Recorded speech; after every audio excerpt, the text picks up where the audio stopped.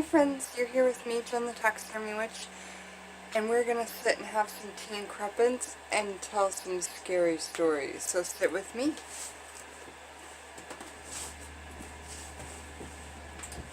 Do you guys remember these books? When I had them when I was a kid, there was different art, but they are the same stories. They're really inexpensive. They're the same price they were back in the day, $6.99. So that's really cool. Collected by Alvin Shwartz, because they're old folk tales that were collected and kind of remade.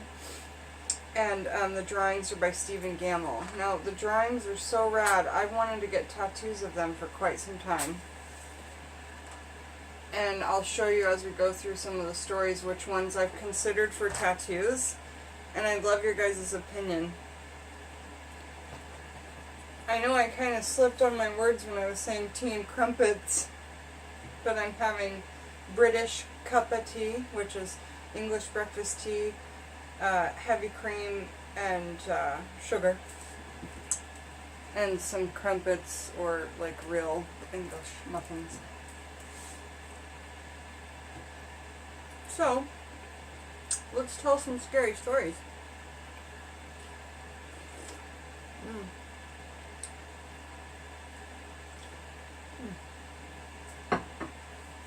Okay, so book 1 is Scary Stories to Tell in the Dark. Book 2 is more Scary Stories to Tell in the Dark. We're just going to go through them, starting from the top, and then I'll read till I get tired. The first story is called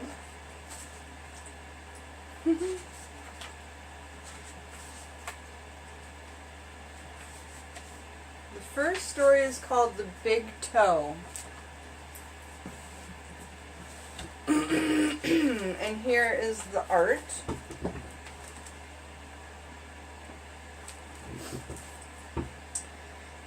A boy was digging at the edge of the garden when he saw a big toe. He tried to pick it up, but it was stuck to something.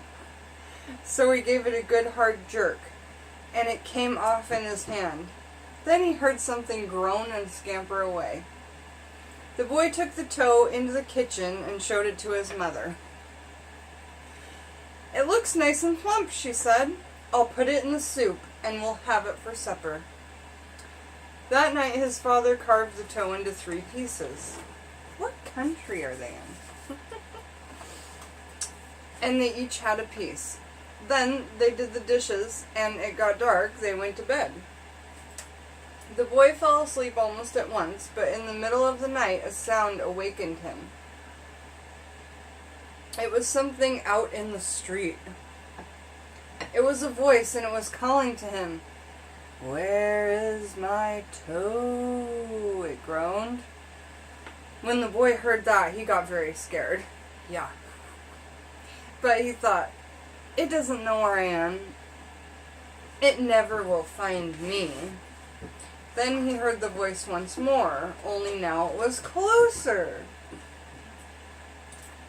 "Where is my toe?" it groaned. The boy pulled the blankets over his head and closed his eyes. "I'll go to sleep," he thought. "When I wake up, it'll be gone." But soon he heard the back door open, and again he heard the voice. "Where is my toe?" it groaned.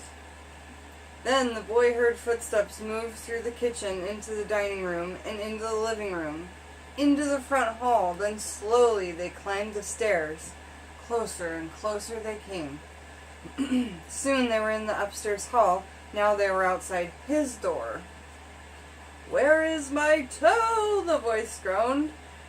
His door opened. Shaking with fear, he listened as the footsteps slowly moved through the dark toward his bed. Then they stopped. "Where is my toe?" the voice groaned. "You've got it!" And the book instructs you to, at this point, jump and save the person next to you. So it kind of tells you how to scare someone. The big toe also has another ending. When the boy hears the voice calling for its toe, he finds a strange-looking creature up inside this chimney. The boy is so frightened he can't move. He just stands there and stares at it. Finally he asks, "What you got such big eyes for?" When the creature answers, and the creature answers, "To look you through and through." "What you got such big claws for?" "To scratch up your grave." "What you got such big mouth for?" "To swallow you whole." "What you got such sharp teeth for?" "To chomp up your bones." And again, it instructs you to pounce upon your friend during that. Not all of the stories are like that. The ones that are kind of funnier, like, give more of that vibe. Whereas the ones that are just, like, downright creepy, enough said. So we'll move on to the next one. And it's one of these ones I'm talking about that's just downright creepy. And it's called The Walk. I love the art. It's spooky.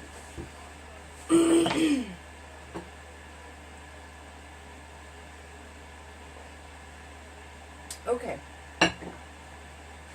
The Walk. My uncle was walking down a lonely dirt road one day. He came upon a man who was also walking down that road. The man looked at my uncle, and my uncle looked at the man. The man was scared of my uncle, and my uncle was scared of the man. But they kept on walking, and it began to get dark. The man looked at my uncle, and my uncle looked at the man. The man was very scared of my uncle, and my uncle was very scared of that man. But they kept on walking, and they came to a big woods. It was getting darker, and the man looked at my uncle, and my uncle looked at the man. And the man was really scared of my uncle, and my uncle was really scared of that man. But they kept on walking. And deep down into the woods they went. It was getting darker, and the man looked at my uncle, and my uncle looked at the man. And the man was terrible scared of my uncle, and my uncle was terrible scared of... Ah! It says now scream. It says now scream. I'm trying to find some of the ones that are more serious. I think this whole first chapter is like jumpy scare ones. Maybe I should do these book in chapters. Oh yeah, the first chapter is called Ah. This chapter is filled with jump stories you can make. Come on, Jennifer. Okay, so these are all jump stories, and I'll have to categorize them like that.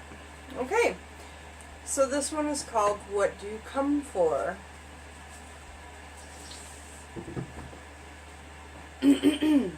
Super creepy feet.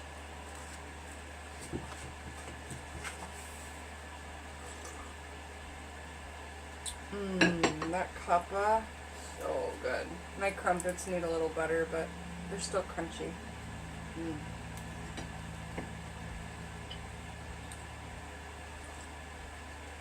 Okay. There was an old woman who lived all by herself, and she was very lonely. Sitting in the kitchen one night, she said, "Oh, I wish I had some company." No sooner had she spoken than down the chimney tumbled 2 feet from which the flesh had rotted. The old woman's eyes bulged with terror. Yeah. Then 2 legs dropped to the hearth and attached themselves to the feet. Then a body tumbled down, and then 2 arms, and then a man's head. As the woman watched, the parts came together into a great gangling man. The man danced around the room. Faster and faster he went. Then he stopped and looked her in the eyes. "What do you come for?" she asked in a small voice with a shivered look. "What do you come for?" "What do I come for?" he said. "I come for you." You're supposed to stomp your foot and jump at somebody when you say that. And when I was describing this, it was like all the things coming together all gangly. I was thinking of Maynard in that like 1993 Tool performance where he's live and he's in those pink jammies and those Doc Marten boots, and he's just like in that crazy hunched over position and like so creepy, so good. I should attach that video one day. One day I'm just gonna go through for hours and attach all the proper videos that need to be attached. I need a secretary. Huh. Okay. So, the next one is called Me Tai Doty Walker.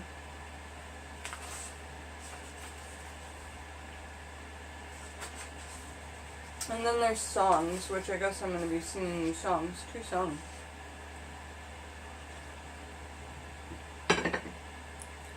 That'll be fun. Is there anything I won't do on the spot? Who knows? Me Tai Doty Walker. Creepy. There was a haunted house where every night a bloody head fell down the chimney. At least that's what people said, so nobody would stay the night there overnight. Then a rich man offered $200 to whoever would do it. And this boy said he would try if he could have his dog with him. So it was all settled. The very next night, the boy went to the house with his dog. To make it more cheerful, he started a fire in the fireplace, then he sat in front of the fire and he waited, and his dog waited with him. For a while, nothing happened, but a little after midnight, he heard someone singing softly and sadly off in the woods. The singing sounded something like this: Me Tai Doty Walker. It's just somebody singing, the boy told himself, but he was frightened. Then his dog answered the song. Softly and sadly it sang, Lichi Kinchi Koli Moli Dingo Dingo. The boy could not believe his ears. His dog had never uttered a word before. Then a few minutes later, he heard the singing again. Now it was closer and louder, but the words were still the same. Me Tai Doty Walker. This time the boy tried to stop his dog from answering. He was afraid that whoever was singing would hear it and come after them. But the dog paid no attention, and again it sang, Lichi Kinchi Koli Moli Dingo Dingo. A half hour later, the boy heard the singing again.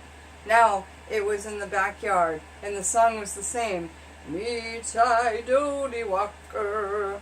Again the boy tried to keep his dog quiet, but the dog sang louder than ever, Lichi Kinchi Koli Moli Dingo Dingo. Soon the boy heard singing again. Now it was coming down the chimney.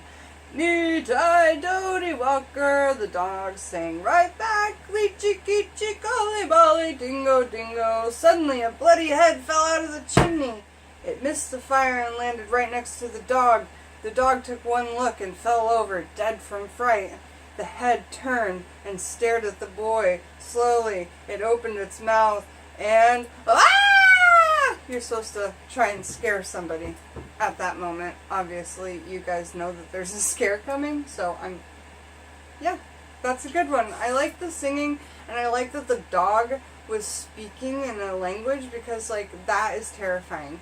If you've ever had pets, I think that we all feel in our deepest of hearts that they do things when we're gone, like, that they can communicate with each other, or that, like, a Toy Story type of scenario happens. In my room of curios, I fully believe that a Toy Story type of thing happens, especially with some of my spirited things, okay?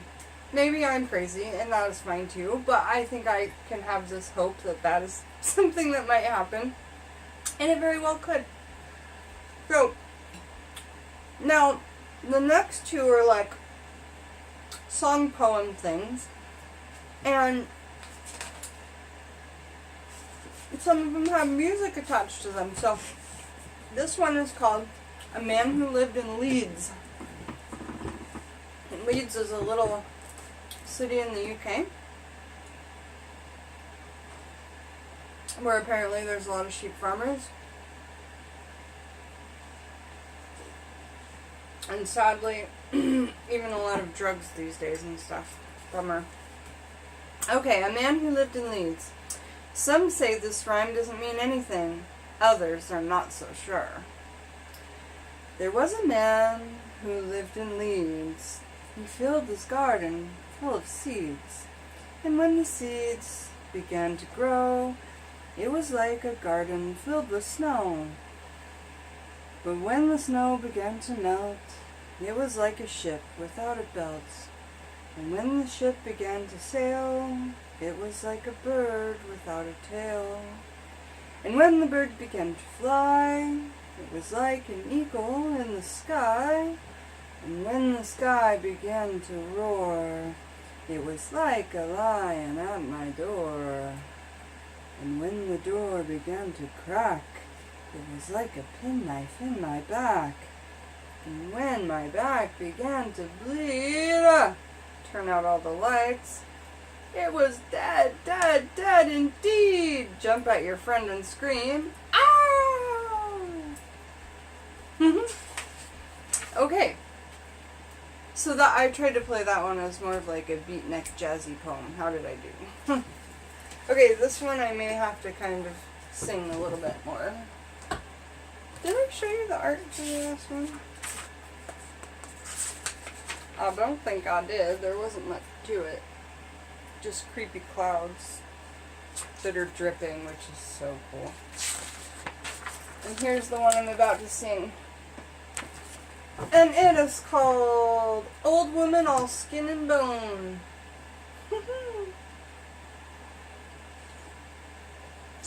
Ready? Snap for me, guys.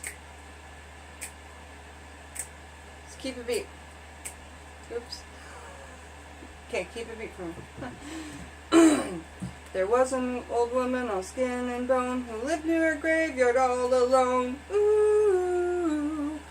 She thought she'd go to church one day to hear the parsons preach and pray. Ooh. And when she came to the church house style, she thought she'd stop and rest a while. Ooh. When she came up to the door, she thought she'd stop and rest one more. Ooh. Some more. But when she turned and looked, she saw a corpse upon... But when she turned and looked around, she saw a corpse upon the ground. Ooh. From its nose down to its chin, the worms crawled out, the worms crawled in. Ooh. The woman to the preacher said, shall I look like that when I'm dead? Ooh. The preacher to the woman said, you'll look like that when you're dead. Now scream, ah! Instead of saying, ooh. Okay, and then it, like I say, it does give you the actual musical notes, so if you know how to read those, you could know how to sing it in the correct key. This is just always the key I guessed it in. Also, if you guys know how to play this on the piano or guitar or sing it in the right musical key, I would love, epically love a video response. I'm not kidding. Okay, so that's the end of chapter 1, and we're left off at like 18 minutes. So the next chapter we're going to is not one that's like silly and scary, okay? It's a lingering scare, and it says, it's this drawing, okay? And we're coming back for this one. He heard footsteps coming up the cellar stairs, ... There are ghosts in this chapter. One comes back as a real person. Another takes revenge on his murderer. And there are other strange happenings. Love chapter 2 in book 1. So come back, you guys, for the rest of the Scary Stories book. With me, Jen, the Taxidermy Witch. We're all dressed up, having tea and crumpets. Alright, see you back for more scary stories.